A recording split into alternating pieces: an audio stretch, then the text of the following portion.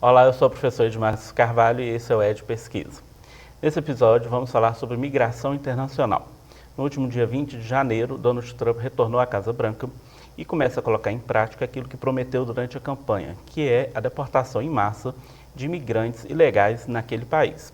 Para conversarmos a respeito, convidamos a professora Sueli Siqueira. A professora Sueli Siqueira é doutora em Ciências Humanas, Sociologia e Política pela UFMG e professora no mestrado em Gestão Integrada do Território da Univale, onde coordena o NEDER, Núcleo de Estudos de Desenvolvimento Regional. Professora, seja bem-vinda ao nosso programa. Muito obrigada pelo convite.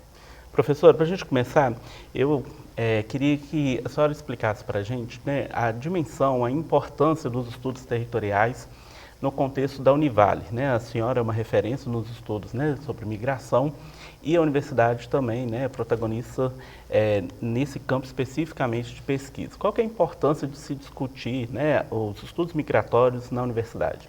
É fundamental, porque nós não temos outros centros de estudo fazendo uma discussão e pesquisas tão aprofundadas como nós temos na Universidade Vale do Rio Doce. Então, os dados que nós temos através do GIT e do núcleo, né, do NEDER, que é o Núcleo de Estudos sobre Desenvolvimento Regional, nós temos um banco de dados que são pesquisas que existem desde 1998. Então, são estudos de longo prazo. Então, essa é uma grande contribuição que a Universidade Vale do Rio Doce dá exatamente a uma temática importantíssima para se pensar a gestão do território, que é exatamente a questão da mobilidade humana. Então, a gente tem estudos em várias áreas referente a essa mobilidade ou a essa migração.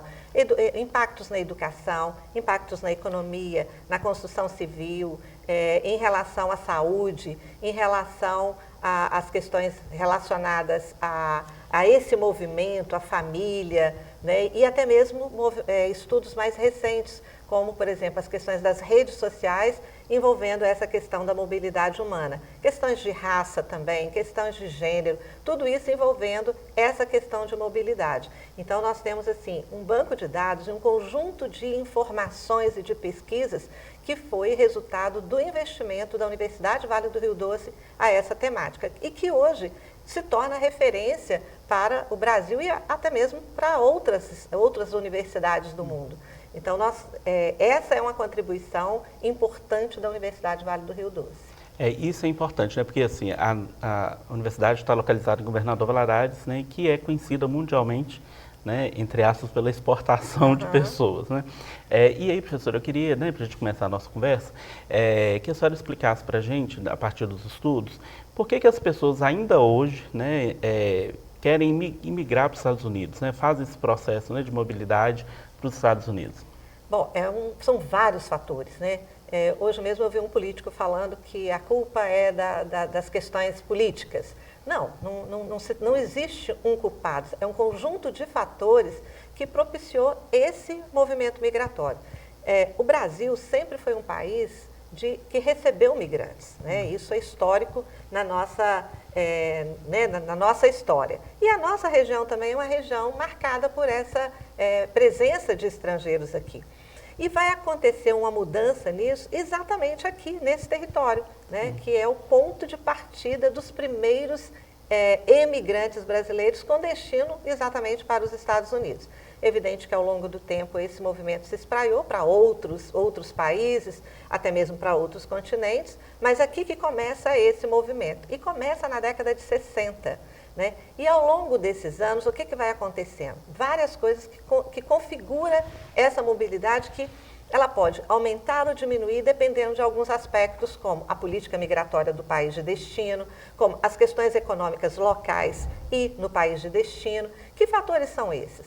Por exemplo, a cultura da migração é um deles. O que é essa cultura da migração? É essa ideia que você vai para conversar com qualquer pessoa. E aí é interessante pensar que não é Governador Valadares, é a região, né, é toda a região, né, a região intermediária de Governador Valadares. Né? Então, é uma região de 50 e tantos municípios. Mas existe essa ideia, né, que a gente chama de cultura da migração, de que migrar é fácil, migrar é producente, ou seja, eu consigo migrar e ganhar dinheiro e viver uma vida melhor. Então, isso chama de cultura da migração. Isso está presente no cotidiano da cidade. E tem razão de estar presente, porque são 60 anos. Se os primeiros migrantes laborais foram em 1964, mais precisamente em setembro de 1964, nós temos aí 60 anos de movimento migratório, né? Então, ao longo desse tempo, essa cultura foi estabelecendo. Então, esse é um ponto importante da gente pensar por que as pessoas daqui migram. O segundo ponto é que, ao longo desse tempo, foi se estabelecendo, a partir dos primeiros que migraram, e é interessante porque aqui na universidade nós fizemos uma pesquisa com os 17 primeiros valadarenses que migraram. Tá? Essa pesquisa foi feita nos Estados Unidos, em vários estados aqui do Brasil, para onde eles foram quando retornaram. E nessa pesquisa foi interessante porque nós perguntávamos, né, como é que foi todo esse processo, o início, e cada um deles repetia assim, olha, eu recebi na minha casa, eu fui buscar no aeroporto tantos. O que falou o menor número foi um que disse que buscou 23 pessoas. Então, você imagina. Então, isso chama rede migratória, é uma rede que vai se estabelecendo. Então, você imagina, se cada um dos primeiros, né, possibilitou a ida de outros, e esses que foram também levando outros, isso ao longo dos anos 60, dos anos 70. Chega os anos 80, nós temos uma crise na economia brasileira, né, uma crise mundial, e repercute na economia brasileira, que é chamada da década perdida. E aí o que nós temos? As pessoas daqui têm um caminho que ele pode seguir para resolver esse problema, né, de melhorar e conseguir outra fonte de renda, que é exatamente a migração para os Estados Unidos. Então, esse é um período que foi um período que a gente chama do boom da imigração de brasileiros para os Estados Unidos. E essa migração, então, esses vão, e alguns retornam, investem, mandam remessas, investem aqui, montam pequenos empreendimentos, ou até empreendimentos de porte médio, como alguns resistem até hoje. E outros permanecem lá e montam também empreendimentos lá. Então, por exemplo, o negócio da faxina é um negócio tipicamente brasileiro, que as mulheres se tornaram especialistas nessa área. É uma faxina que é apreciada pelas donas de casa, pela perfeição com que ela é feita e pela rapidez com que ela é feita, mas ela foi feita a partir de um modelo que as mulheres criaram lá, que são os schedules que elas falam. Então, que se transformou em um negócio. Às vezes, um negócio com 20, 30, 40 casas e que emprega tantas outras. Então, isso vai se estabelecendo, então você vai tendo o quê? Ao longo desses anos, você tem uma comunidade que se estabelece nos Estados Unidos, se fortalece a partir dessa rede, e você tem também, né, a possibilidade de migrar e ser recebido, né, que são as redes. E ao longo do tempo nós vamos ter um outro fator que é fundamental para que as pessoas continuem migrando nos dias de hoje, que são as famílias transnacionais. Que famílias são essas? Parte da família está nos Estados Unidos e parte da família está aqui. Às vezes até uma família nuclear, em que tem 2 filhos lá, o pai e a mãe, né, e a família estendida também. Então isso possibilita o quê? Alguém falar assim, ó, quero migrar porque eu vou para a casa do meu tio, vou ser recebido pelo meu primo, ou pelo meu vizinho, ou pelo meu amigo. Então isso possibilita até hoje esse movimento migratório. E essa ideia de que realmente se concretiza porque o vizinho viu, ele migrou, voltou, reformou a casa, ou comprou uma casa, montou um pequeno negócio. Então, isso vai se concretizando a partir dessas questões que vão vendo. E porque também as pessoas sempre tornam visível o sucesso. O insucesso não é visível. Então, por exemplo, a doença, que é muito comum nas pessoas que vão para lá, que trabalham numa intensidade, em condições de trabalho extremamente precária, isso não aparece. As condições de moradia, né? O tipo de alimentação que também é precário. Então, todo o preconceito que sempre existiu, a xenofobia que sempre existiu, né? Então isso não aparece, né? Então, isso são fatores que vão fazendo com que o fluxo migratório, ele é contínuo. Você vê que até no período da pandemia, esse fluxo continuou. E tem um outro fator importante, que também faz com que esse movimento continue, que são os mecanismos facilitadores da migração. Imagina, é possível você resolver assim, ó, vou migrar lá para a Irlanda. Se você não conhece ninguém na Irlanda, você não sabe de nada na Irlanda, né? Mas aqui não, se a pessoa falar assim, ó, eu vou migrar nessa região, que eu estou falando, né, que não é só Valadares, é a região toda, falar assim, eu quero migrar para os Estados Unidos, ou para Portugal, ou para o Canadá, ele sempre vai ter a possibilidade de um contato. E existe aqui mecanismos que facilitam esse movimento. Por exemplo, se você quer tentar um visto, você pode procurar uma agência, essa agência vai agendar, essa agência vai organizar seus documentos, essa agência vai providenciar um meio de transporte para você chegar até a embaixada, ao consulado. Então, isso são mecanismos que facilitam, né, o processo migratório. E também tem os agenciadores que fazem da forma não documentada, que é a fronteira. Então, ou outros mecanismos, que tem vários, não é só a fronteira do México, tem vários outros aí também. A fronteira do México é o mais utilizado. Então, também tem esses agenciadores, que é possível, inclusive, financiar esse movimento de ir pela fronteira. É possível você dar uma parte agora e pagar o restante quando estiver lá recebendo. Em alguns casos, é até possível você só dá os valores da passagem e caso você não consiga entrar, você não precisa pagar mais nada. Então, você vê, são mecanismos, então, esse conjunto de fatores que torna o movimento contínuo. E o fato de existir condições de trabalho lá, porque quando lá também o mercado de trabalho lá não é favorável, cai o valor da hora de trabalho, diminui o número de empregos, também reduz esse fluxo, né? Professora, o Donald Trump, nesse segundo mandato, ele, né, começou aí a sua política de deportação em massa, né, dos imigrantes que estão lá.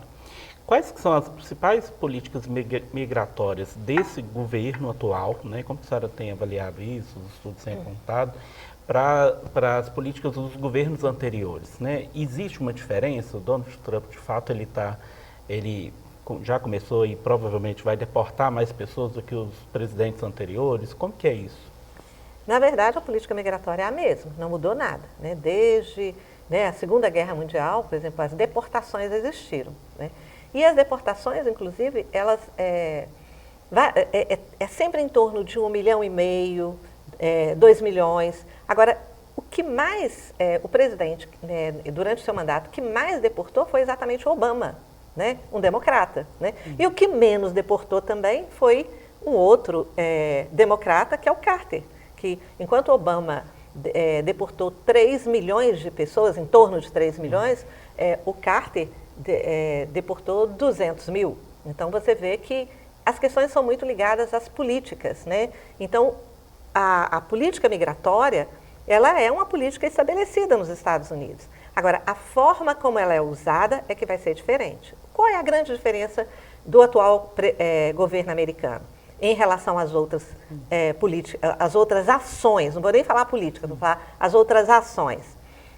É exatamente transformar a migração em um discurso. E nesse discurso, né, que ele vem desde a campanha e até mesmo desde o primeiro mandato dele, ele vem com um discurso de quê? E ele transformou o migrante em o inimigo número 1 dos Estados Unidos. Ou seja, a causa da violência nos Estados Unidos, a causa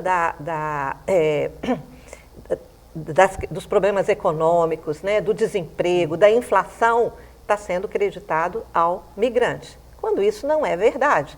Mas isso agrada aos ouvidos das pessoas. Olha, tem alguém que está fazendo tudo isso, né? E ele colocou como meta no governo dele, né, desde a campanha que ele faz, né, a sua campanha, ele coloca isso como meta. A primeira coisa que eu vou fazer é deportar o migrante. Ele transforma o migrante em um criminoso, né? E no discurso ele fala, o que é um criminoso, né? Um criminoso é a pessoa que está aqui sem documento.